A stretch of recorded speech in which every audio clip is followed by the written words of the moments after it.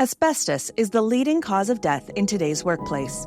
And because diseases such as mesothelioma and asbestosis can take decades to appear, it will continue to be a killer for many more years. For decades, the asbestos industry knew but ignored and denied the health risks of exposure to asbestos. And it wasn't just workers at risk. Families and the public were also exposed to the material at one time called the magic mineral.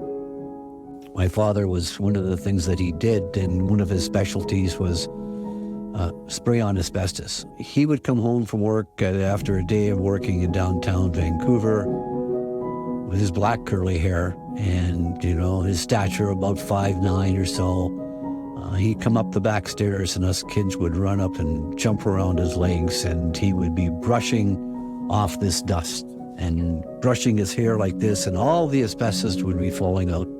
I've been exposed to asbestos my whole life. The BC Labour Movement has a long history of fighting to protect the health and safety of workers.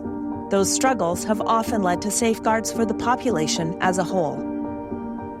In 1971, a historic wildcat strike by asbestos construction workers took place in the heart of Vancouver. When we were building the Pacific Centre in downtown Vancouver, my dad was there on that job site doing exactly what he just said, spraying the asbestos on the structure. It was being blown outside of the building structure, landing on the cars below on the street and the people and the pedestrians walking down the street. And they coordinated the first North American wildcat strike over the concerns of asbestos and shut down downtown Vancouver. As a result of that wildcat strike, they started to contain it. In September 2022, the BC Labour Heritage Centre unveiled a remarkable memorial to the victims of asbestos exposure. This public art piece, titled Magic and Lethal, features a kinetic sculpture by artist Douglas Taylor. Its design mimics human lungs and asbestos fibers floating on the wind. This sculpture is a powerful thing for us.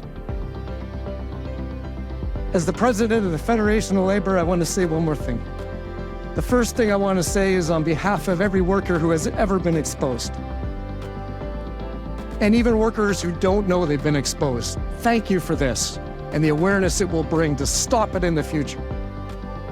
Thank you for giving us somewhere for their spirit to go. They have a home now. Thank you for the hope. Thank you for the healing.